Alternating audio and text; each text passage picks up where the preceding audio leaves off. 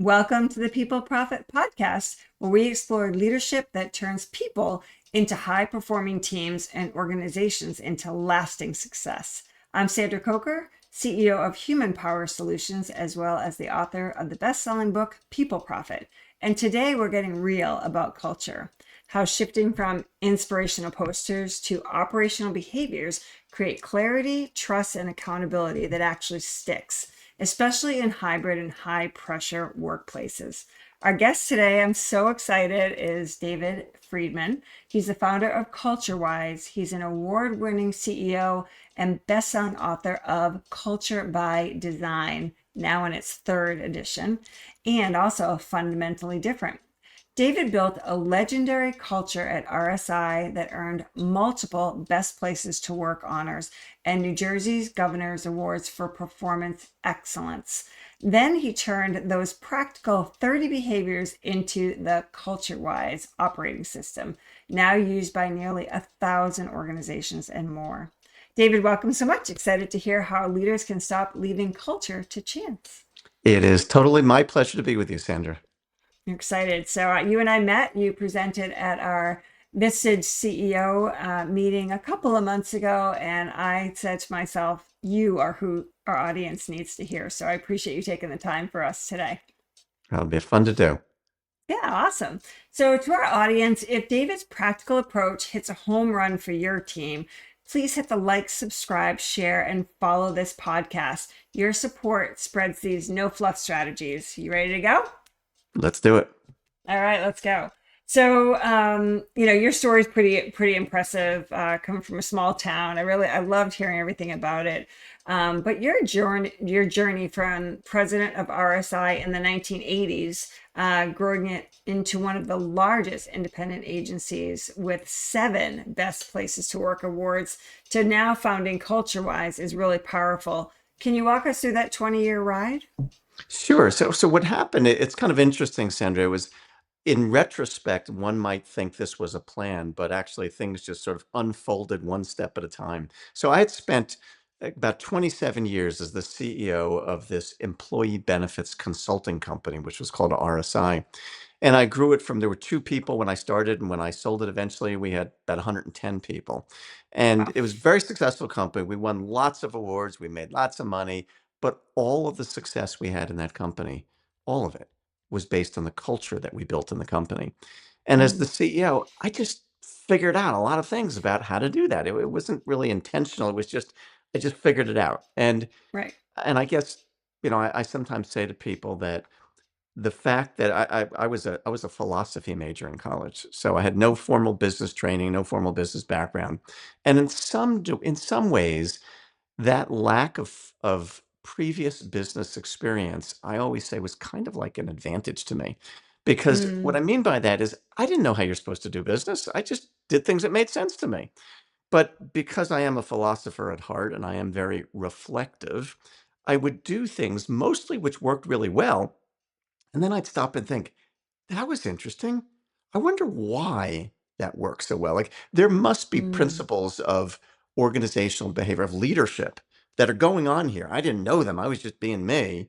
But if I right. could stop and I could reflect on those and begin to discern those, and more importantly, to articulate and teach them, then we could start to do this stuff on purpose instead of just relying on my good instincts. So over the course of that career, I built a lot of stuff about how to really build incredible cultures. I sold that company and I ended up writing my first book. My first book was called Fundamentally Different. And I Yeah. wrote that book honestly as a closure step. It was never intended to launch anything. It was a book about the things that we had done in our company. And I knew that someday I was going to move on and do something else. So Right. someday I'm going to write a book about this and then I'll be done with it and I'll move on. But what ended up happening is you mentioned we met in a Vistage group. Vistage, for audience members who might not know, it's a huge, it's the largest CEO peer group organization in the world. And so I got asked to speak to a Vistage group in the Philadelphia area where I live. And I didn't Yeah. even know what it was at the time, but I thought, okay, I like to talk about this topic. And so I did. And one thing led to another. And then I got asked to speak to other groups and more. And I've spoken over 1,000 groups since then.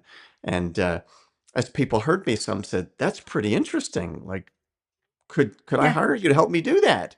And next thing I knew, I was building a second company and writing more books and launching another career. But I often give that background because all of the things that I teach come from my experience as a CEO.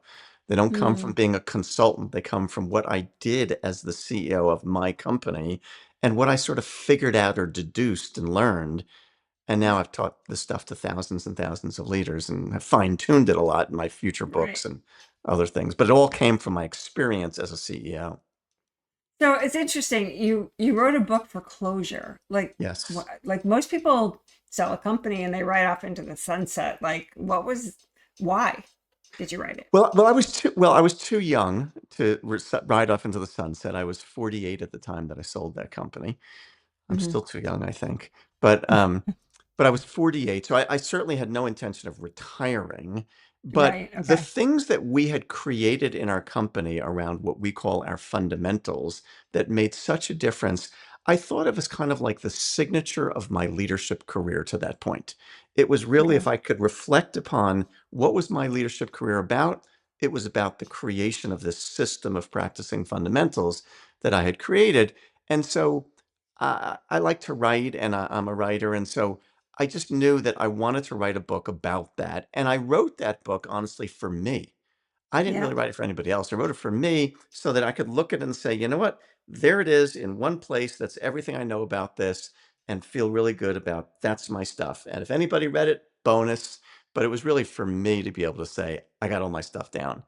And I find, I've thought about that, other books that I've written and I'm intending to write. For me, there's a, there's just a level of intellectual satisfaction from being Yes. able to take everything that's in your brain, get it out of your brain into one place where in an organized way that you could look at it and say, there it is. That's everything I know Hmm. about that. I know you've written a book. I know it's just kind of fun to be able to do that. And so Yeah. that's all I was really doing back then is just collating everything I knew, bringing closure. All right, that's done. We'll figure out what's next after that. Love it. Love it. So let's dig a little bit deeper. Yeah. Thinking about RSI and what do you think was your biggest leadership test at RSI? Was it a crisis, a mistake, or misaligned priorities? And when you think about the behaviors that you didn't even know at the time, but you were really kind of like driving in that organization, how did that help to kind of reduce the chaos?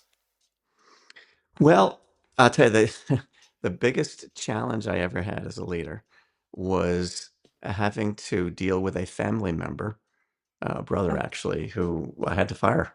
Um, ooh, ooh. which is not an easy thing to do.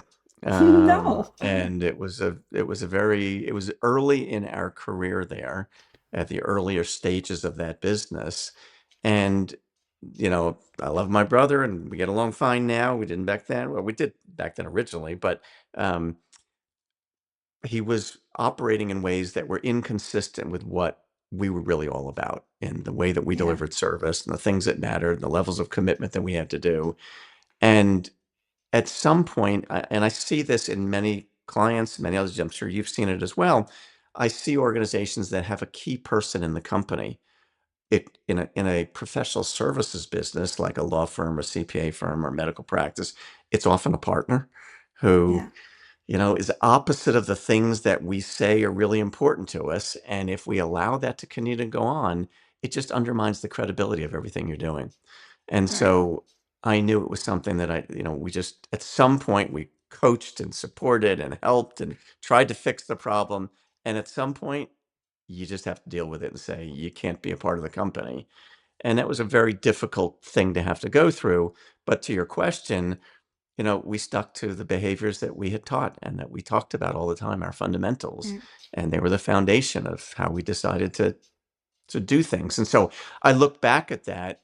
It was a painful and difficult time, but candidly, I look back and I'm proud of how we handled it. I don't, Yeah.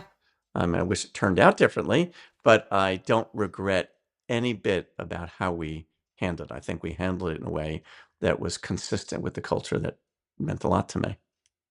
And that's, I think, consistency in behaviors and consistency in actions. Like people understand that this is how we're operating, and it does kind Yes. of It does really just create clarity for people. If you're not aligned, Absolutely. then you don't fit, Yes. right? Well, Yeah. and to your point, I often say that when I look at really great leadership, that great leaders, this is the way I say this often, great leaders make decisions within a philosophical context. And what I mean by Mm, that is we have a philosophy, we have a way that we look at the world, and we make decisions that are consistent with that. And that hmm. gives people the clarity that you just said. It gives them consistency. It gives them predictability. When you walk into a company, and I think companies are very similar to families.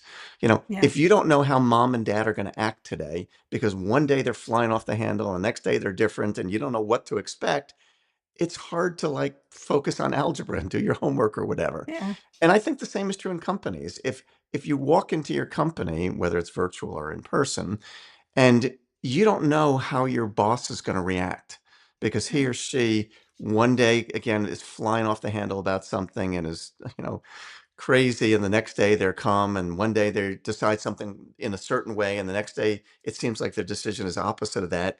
You don't know how to operate. But if your Right. leader is consistent, this is the way we do things. We have a philosophy about how we approach things. We have a set of, and I call them fundamentals, behaviors. This is the way we do things in our company, and you can Hmm. count on me as the leader to make decisions and to act in a way that's consistent with that. It gives you as a team member a level of predictability and consistency that allows you to focus on your work because you're not Yeah. wondering about where the heck are we going around here. And I think that Right. consistency is really important for leadership. And so, if I think about this and what you're saying is that you kind of made culture operational, not inspirational. Would you say that's so true? That's true. Absolutely. Absolutely. Okay. And what's interesting about that, Sandra, and in my latest book, Culture by Design, in the preface to that book, the first sentence in the preface, I say something like, you might be surprised to know that when I was building that first company, I wasn't trying to build a culture. Okay. What I was thinking about then was that I have a set of standards for how I operate. And from the very earliest point as a leader, I knew there's a way I want to do things. And I realized that I can't assume that everybody else is going to think the same way that I do. And so the only Yeah. way I can get those standards to be the way we do things around here is if I articulate them and I teach them to people. I can't just be annoyed that they're not being the way I want them to do. I have to say, this is what we're about, and I got to teach it over and over again. So in those early days, I was not thinking about culture. I was thinking about Mm, standards. yeah. And I want our company to operate according to a set of standards. It was only in retrospect that I kind of looked back and thought, I guess what we're building is a culture here, but I was thinking more about standards. And back in the Yeah. ninth, this is back in the 80s, we didn't talk Right. about culture. I mean, culture is hot these days, but it wasn't hot in the 80s. But so I wasn't thinking about watch me build a culture. I was thinking Right. there's a way I want us to do things here. And I do Yeah. want to be intentional and I do want to be consistent about the way that we operate. It was only later that I realized that's kind of what culture is. Right. I know. Yeah. Growing up in the 80s and having my first jobs, in the 80s, it was an autocratic type Yep. of environment where you're doing X, Y, Z. And there's oftentimes, I was a teenager and going in and working, and it's the, let me back up, as a teenager, kind of walking into this work environment, there was culture, but you weren't quite sure. We had a boss that was kind of like up and down all over the place. Hmm. Some days were good, some were bad. But then we would have our outings where like we were on a softball team and we did all of that, but it wasn't, there was really, you still walked in on eggshells a lot of times. And Yeah. I think back in the 80s, it was, here's how we work, but it often wasn't too clear for people. So Yeah. And people want clarity. They want to know what to yeah. expect around here. And when people are walking around on eggshells, this to me, this is such a silly thing. Like if people are walking around on eggshells, they're clearly not going to be as productive as they would if they felt really confident and comfortable and they knew what to expect. Right. So what's so odd about that to me is like that's a pretty obvious point. Like, you don't have to have a PhD in organizational behavior to realize that having your people walking around on eggshells is not conducive to productivity. Yeah, And for yet, sure. you hear these stories of places that are like that. I remember my first company, again, never having worked somewhere else. I haven't had the experience that some have had of these screwed up, dysfunctional workplaces. But I would Mm-hmm. hear people talk about, maybe you've experienced this or seen this, but I've heard people talk about like bosses who would yell and throw things. And I think, are you kidding me? I mean, adults don't do that, do they? Like, I don't have any experience of like, I can't even fathom what it would be like for an adult to yell at another adult in the workplace. That seems bizarre to me, but yet I hear stories of this stuff happening a lot. And I can't even fathom that. That just seems like a immature, childish way to respond. Like you're having a temper tantrum. You're an adult. I know. I same thing. We did have that. We experienced Wow. that kind of philosophy where people would yell at you and you would have screaming matches, especially. And this is a Wow. family-run business, and it Wow. was absolutely ridiculous. Um, I can't even get the yeah, mental image of what that would be like. And again, I hear it, so I know that that happens, but I can't even yeah, fathom adults operating like that. absolutely. That's funny. Well, let's talk a little bit about organizations and their core values. Hmm. So we taught, that was one of the things when you brought that up to us at this stage was like, you have your core values, but you don't have behaviors. So Yes. can we talk a little bit about how does, defining these behaviors shape the employee experience? Yeah. So it's interesting. So much of the world, when you talk about building a culture, the first thing that goes through most people's minds is the traditional paradigm of, well, you define a vision and a mission and a set of core values, and that's how you build your culture. And I'm a little bit of a contrarian, as you know, because you've heard me speak about this, in that my experience is that those traditional looking set of core values typically are not clear enough to really give people an understanding of how we want to operate around here. Yeah. So I make a really big deal about the difference. This is a language distinction, but I think it's important. It's not just semantics, a big deal about the difference between what I call values and what I call behaviors. So, for your audience sake, a value to me is typically an abstract concept. So, values are things like quality, Right. integrity, service, loyalty, respect, teamwork, passion, commitment. Behaviors are actions that people do. So, some of the behaviors that I teach in my own company are things like honor commitments. That's something you Mm, do. right. Practice blameless problem solving. Get clear on expectations. These are actions that people do. So a value is an abstract idea, behavior is an action. The reason that's so important, and not just a nitpicky little thing, is that those values most of the time tend to be pretty broad and abstract and nebulous, and therefore they mean a lot of different things to different people, and they Mhm. become hard to operationalize. Behaviors, because their actions are a lot easier to teach people and coach and give them feedback. It's hard to coach somebody about their values, but I could coach Mhm. them all day long about what I see them doing or maybe not doing. And it's not that the values are wrong, it's that they don't go far enough. So, a Yeah. way of kind of framing this for your audience that might make sense is I sometimes think of the values are almost like our philosophy about what matters around here. And we could state our philosophy. These are the things that we believe in. These are the things that we value. And that's great. I'm glad you value those. And I'm glad that's what you believe in. Mhm. But many people could interpret those values in a lot of different ways. And so we may say that we really value respect, but respect means a lot of different things to a lot of different people. What you Right. mean by respectful could be different from what I mean. So Right. simply naming this philosophy or this core value is nice, but it means a lot of different things to people. Mhm. Behaviors tell them, here's how we want to do things around here.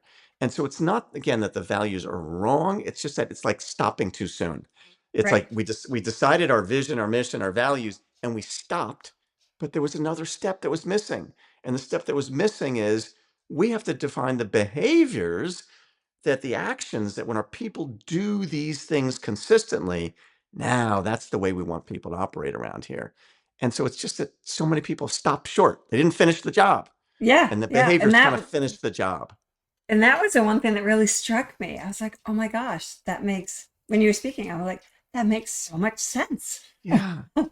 And Because you're people, right. Respect means different. Integrity means there's so many things that have dual meanings or different meanings for everybody. But yes, exactly. when you say meet your deadlines, well, there's Yeah, no ambiguity about that. Meet your there deadlines, isn't, right? or at least a lot less ambiguity for sure. Yeah. Yeah. And So so we've when got to you get that clarity. I know. So, I wanted to, in your intake form, there was a story where you asked how are mistakes handled around here, and that revealed a culture gap.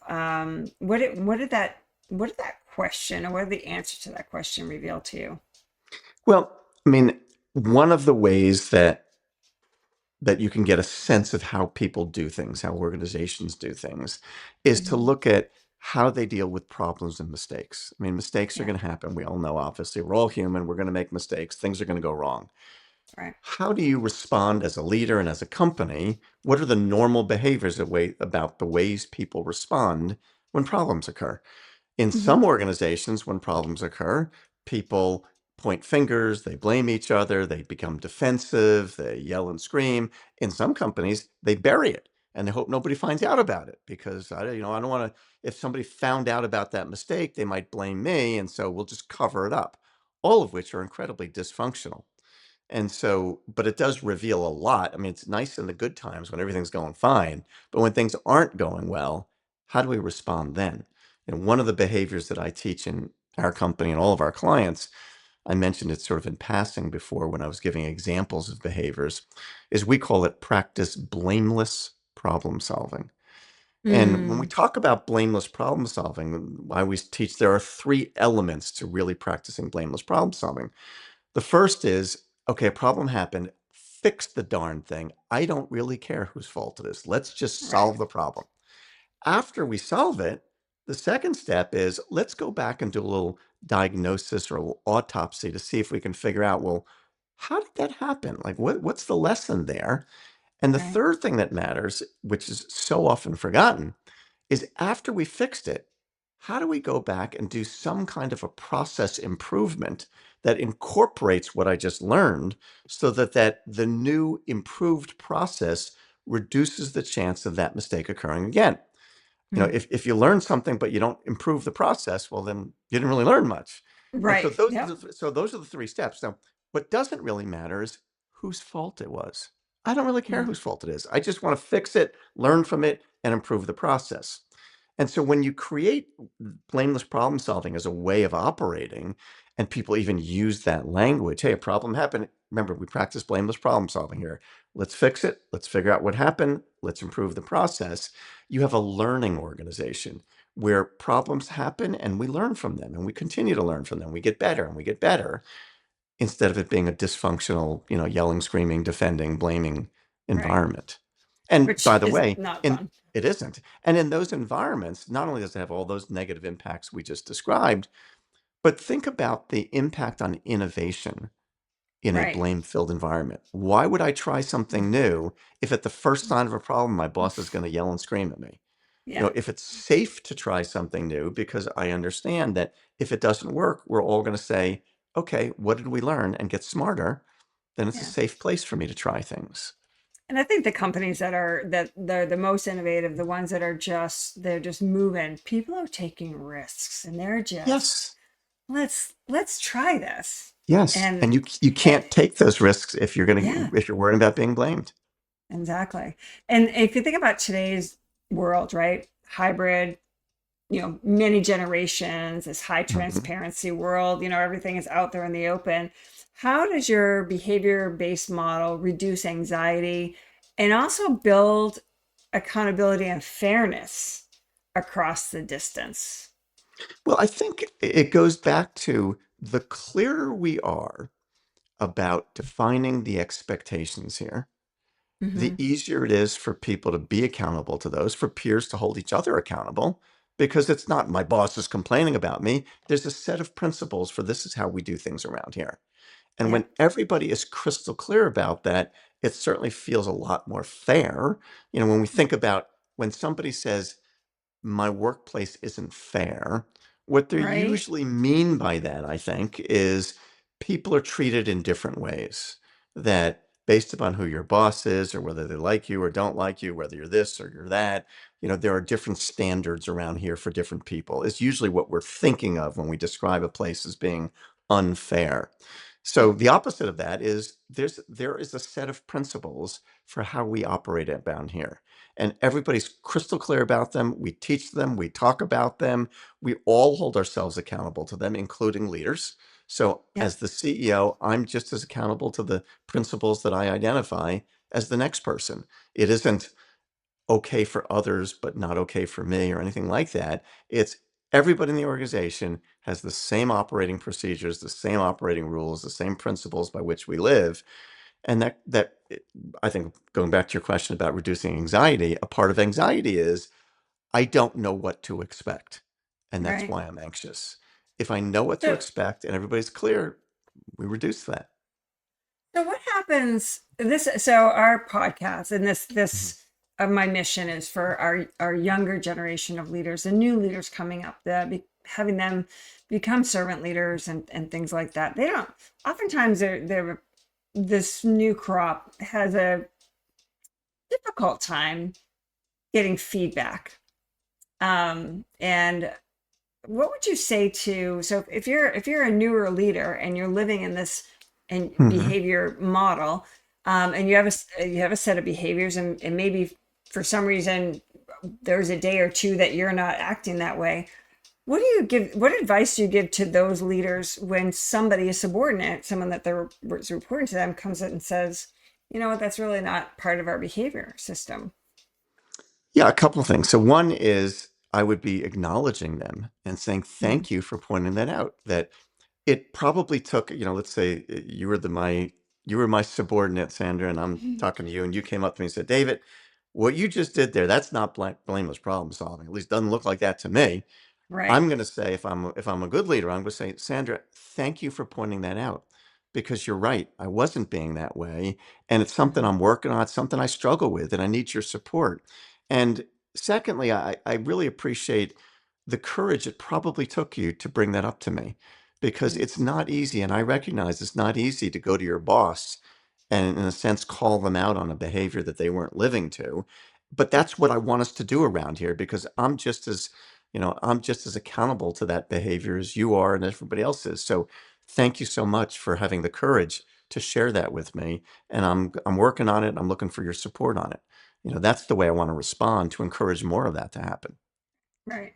And I love that. So yeah, I think that wording and that kind of your defenses may go up at first, but it really is a gift that you've been given by the person that's Yes. reporting to you, and also the gift of how you respond is also really Yes. important. Yeah. One other thing I would say about feedback, for younger leaders, for any leaders, but especially for younger leaders, is that when we are leaders, many people naturally are going to be hesitant to give people feedback.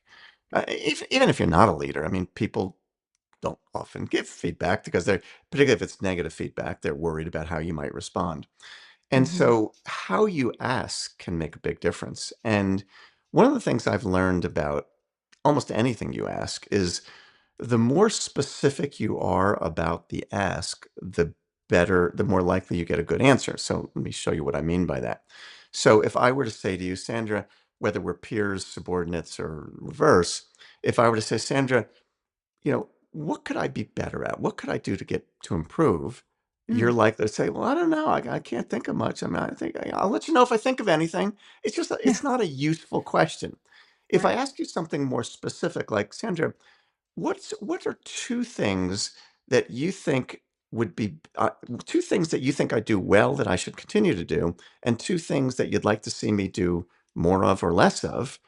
When I ask you to give me two things, you actually take the question seriously, um, Right. because I actually have to think of something. If you say Yeah. three or four, it's too many. If you say one, it's not as meaningful. But if you say two, I actually have to think about that. If you ask me for two things that you should do better, that's a serious question. I actually have to Yeah. put thought into that and give you something substantive. If you Hmm. ask me, what could I I think do that's great. better? That's a pretty I'm just cool going to give trick. you I'm a, gonna yeah, try it's in any kind of feedback that. situation, the more specific the number is that you're asking for, the more Mm, people take the question seriously. yeah, But if you just yeah, ask somebody, what could I do better? I don't know, I'll let you know if I right. think of something. They're not going to do Very, very, anything. very, Yeah, it's a very throwaway ambiguous. question. Yeah, Yeah. you're not serious in asking it. So let's think about, I think about like emotional intelligence and decision Hmm. making in any of these kinds of things. So, how does consistent behavior reinforcement help leaders navigate change without losing trust? Well, I think, again, so much of what we've been talking about is all about consistency, that Yeah. if I know what to expect, and that helps to build trust because I know what I'm expecting. I know how you're likely to respond to something. What Hmm. erodes trust is that, what we were talking about earlier, this I don't know what to expect of Sandra. I don't know how Right. she's going to respond. I don't know depends on what kind of mood she's in today. Is this a bad hair Right. day? Is this Yeah. did she have a fight with her spouse this morning? Right. I don't know what to expect from her. If we're operating according to a set of principles instead of a set of, I don't know what mood you're in, if we're Right. operating according to a set of principles, I understand what to expect. We start to have more consistency and we build trust. Um, a big part of trust is just knowing that I can rely upon you to be in a certain way. You're Yeah. dependable. And, So and, and it's you hard to can, do that if you don't have a set of principles. so it's like you can trust. I think about like trust different, not differently, but Mhm. you can trust if someone's going to be late all the time because they're late all the time. You can trust if someone is going to yell all the time if they yell all the time. So I Yeah. think that trust piece is as you build up your own behaviors and you build up your own reputation, you want to make sure that it's a place where people will know exactly what you're going to say and do during any situation. Yes, they know that the expectations are clear. They know what to Yeah. expect of you. Having said that, just for your audience sake, I want to be careful that trust is a very complex thing, and there Yeah. are a variety of dimensions of trust. So, one of my favorite books on that topic is Stephen M. R. Covey's The Speed of Trust, which is a wonderful book, and he looks at the behaviors that create trust. But I remember one thing that he talks about there is there's a lot of different dimensions of trust, but one is he called it, if I remember, I won't quote this exactly right, but what I remember of it is he talked about there is character trust and there is sort of Hmm. capability trust, and they're different things. And so the example that one might think of is um, I might trust you to be a really honest person. um, that doesn't mean I'm going to trust you to operate on me. Um, and Right. so that doesn't mean I have trust in your capability to do something, but I may Mhm. trust you in terms of your character that you're going to be honest with me. Those are very different things. Conversely, I might trust you as a doctor to operate me because I trust your skill set, your abilities. That's not the same as me trusting your character about the way Hmm. you show up every day. And so there are a lot of different dimensions of trust. So saying, I trust you to be late all the time, that I probably wouldn't even use the word trust. I would say I can count on you to be Right. Yeah. to be late all the time because that's the way you always show up.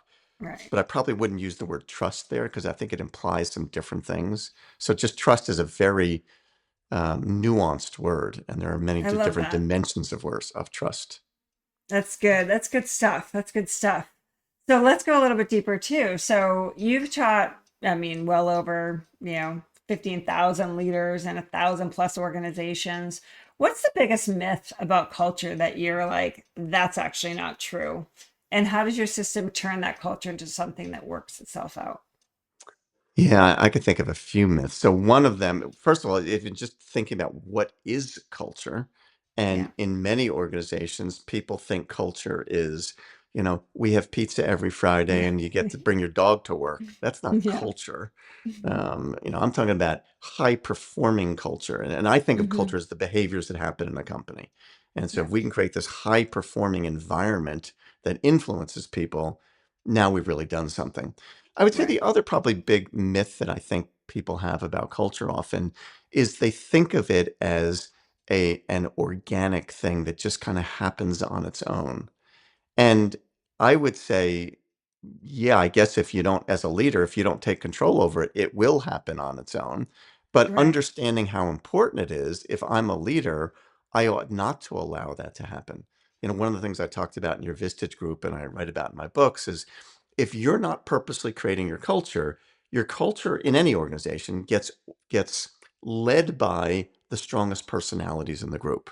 So if you Mm, think of a group of friends, in a group of friends, there's somebody who has a more dominant personality than others. They're the ones that we're trying to decide where to go out to dinner tonight, and somebody's going to step up and say, "How about we go to Abby's Bar and Grill at 6:30?" And everybody else right. says, "Yeah, that's good." And these stronger leaders, personality leaders, they're not leaders by their role, but by their personality, in any group of people tend to set the culture. So if Mm, you're not purposely creating your culture as a leader, it's going to happen on its own, and it's going to be mostly organized by the people with the strongest personalities, and they may not be the ones you want influencing your culture. So the opposite of that, which I teach, is a system to be yeah. intentional about creating the culture instead of allowing it to just sort of morph and become whatever it ends up being sort of by accident. It's too important to leave to accident. We want to take control over that as a leader.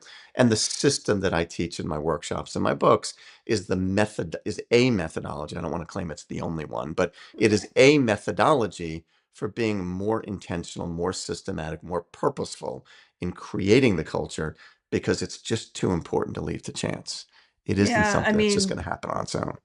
that was another kind of one of those other light bulb moments that I thought about for our company, and then also for the companies that we work with. And your approach, it just scales beautifully. It's just like it Yeah. just helps you to kind of get to that next level.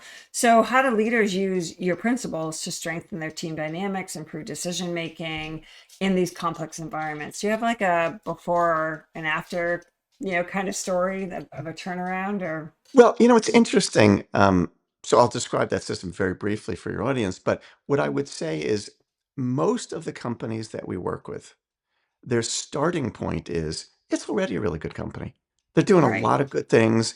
They have a good culture. It's just that it's sort of by accident instead of by design. And when I say Hmm. by accident, what I mean by that is if you're a good leader, if you're listening to this as an audience member, if you're a good leader, chances are you already care about your people, you care about your culture, you treat people consistently, you do things in a purposeful way, but you've never been as systematic as you could be about that. It's just simply a function of you being a really nice person.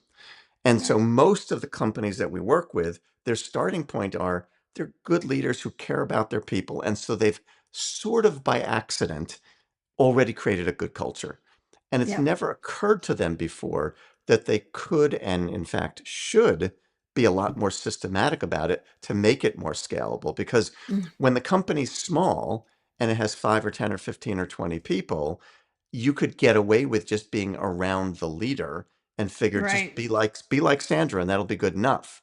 But as Right. the company gets bigger or becomes remote and they've got now 50 or 100 or 200 or 500 or they've made an acquisition, all of a sudden they're not seeing the leader anymore. And if we don't Mm, have something that's more systematic about how we're doing it, we run the risk of losing it. So, to your question, I don't really have turnaround stories because my experience is that if a company is really screwed up and dysfunctional, absent the possibility, maybe you're a CEO and you just bought the company, you inherited something that's dysfunctional. But yeah. outside of that scenario, if you've been running the company for years and it's screwed up and dysfunctional, it's because you don't get it as a leader.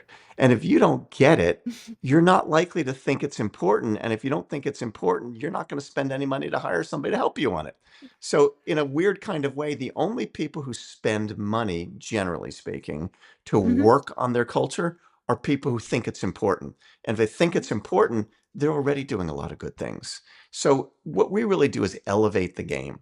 is we Yeah. take good companies and we make them amazing, and we make them more scalable and more systematic so that they can continue to grow through generations into the future, instead of just being, having a good culture because of the luck of one person who happens to set a good example. Yeah. I think what you just said there just resonated so much with me.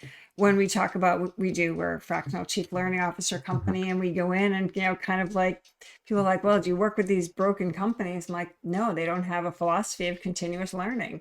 So it's Yes. really difficult to, we prefer to go in with someone that, hey, I value learning and upskilling our people. Yes. I find that very fascinating because you're right. Those that get it, they get it. Those that don't, Yes. they can look around and Move say, on. why? Yeah, but those leaders also can look around and say, why aren't I there? They should probably take a little bit of a mirror check and figure that out. They should, but they Whatever. probably won't. But they I probably know. won't. And so, I remember something I learned many years ago from a consultant that taught me a lot, long time ago, is he used to say that the job of a salesperson is to find those people who need and value what you do. Mm, It's not to convince people they should want it. So if you run into people who really don't care that much about learning, move on. Don't try to yeah. convince them that they should care. As long as Yeah. there's enough people who actually care about learning, go find the people who value what you do and Right. help them grow and be better. But it's easy to spend a lot of time or waste a lot of time trying to Yeah. convince people that they should care about something that they don't. If Right. you don't care about culture, I'm not going to waste my time with you. I should talk to somebody who does care about culture and help them get better. I love that. Love that. Such a good, so many good nuggets in there. So we have a rapid fire segment. This is a Sure. segment where I just hit you with a couple of questions and All you right. give me the first thing at the top of your mind. Are you I'm ready? game. I'm All game. right. Nice. Everyone's always game. I love it. All right. Hmm. So what is one outdated culture practice that people just need to retire forever? Thinking that bringing your dog to work is makes it a good culture. Love it. I thought you were going to say pizza party, but that was a That good too. one too. Except I like pizza. Yeah. Um, what is the toughest mistake handling moment? So, like, is it a revenue mistake? Is it a sales mistake? People mistake? What do you think it is? Um, I would say it's a people mistake. It's um, dealing with a difficult employee and not handling it well. Yeah. Okay. What's a daily habit that leaders can start to help them with consistency? Um, Start every single day with a workout. Love that. Okay. I thought about it this morning. Maybe I'll think about it and do it tomorrow. If every organization picked one behavior that they want to implement throughout the entire organization, which one would you recommend? I have one. I've thought about that before. I used to ask people, and even our own company, if you could recruit for just one of our behaviors, which one? And boy, I could make an argument for so many different ones. But if I had to only pick one, Yeah. I would pick one that um, in my first company, I have two different. In my first company, we called it practice A plusness as a way of life. In my current company, we call it make quality personal. But it's the Mm, attribute of saying, whatever I do, whether I'm the receptionist, whether I'm a salesperson, whether I'm a consultant, I am going to be great at it because that's the way I do things. Like if you could get everybody in the company to look at their own role, you're in the yep. warehouse and say, I am going to be the best warehouse person you have ever seen in your freaking life, or I'm going to be the best receptionist the world has ever known. If you can get everybody in a company to care about their own job and wanting to Mhm. do it in an extraordinary way, ooh, that's really powerful. And if you can That's collect a group rich. of people who want that, it's big. Yeah. It's That's really big. great. That's great. So, last question for you. In one sentence, what's one culture shift you hope leaders could make today listening to this? Decide to be more intentional in building your culture.